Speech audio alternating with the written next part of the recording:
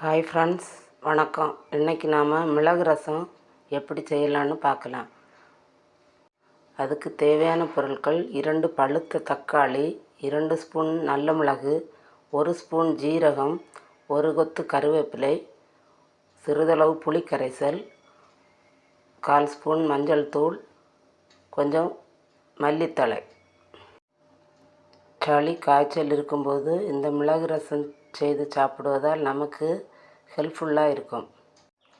ஒரு பாத்திரத்தில் தேவையான அளவு தண்ணீர் எடுத்து கொள்ள வேண்டும். பிறகு அந்த புளிக்கரைசலை அதில் விட வேண்டும். பின்பு 2 தக்காளிகளையும் சேர்த்து கையால் நன்கு பிசைந்து கொள்ள வேண்டும். பின்பு இந்த ரசத்துக்கு தேவையான அளவு உப்பை சேர்த்து கொள்ள வேண்டும். ரசத்துக்கு தேவையான மசாலாவை தயார் செய்து கொள்வோம். அதற்கு முதலில் இடிகல்லை எடுத்து 2 ஸ்பூன் மிளகையும் 1 ஸ்பூன் ஜீரகத்தையும் கொரகொரன்னு இடித்து கொள்ளணும். அடுத்து 5-6 பல் பூண்டை தோல் எடுக்காமலேயே போட்டு இடித்து கொள்ளவும். இந்த கலவையை மிக்சியில் வேண்டுமானாலும் பொடித்து கொள்ளலாம்.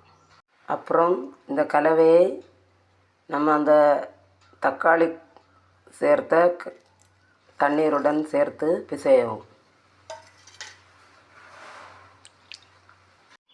அடுத்து 1 கொத்து ஃப்ரெஷ்ஷான கருவேப்பிலை, கொஞ்சம் கொத்தமல்லி தழை, இதை தட்டி கைகளால் நல்லா பிசையணும். கைகளால் பிசைஞ்சு கொடுக்கும்போது நல்ல டேஸ்ட் கிடைக்குங்க.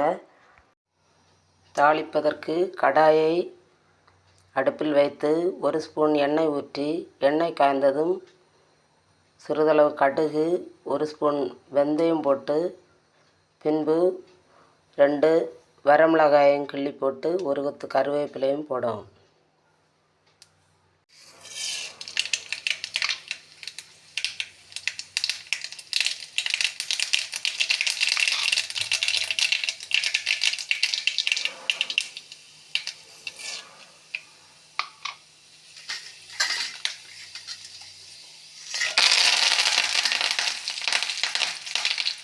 பின்பு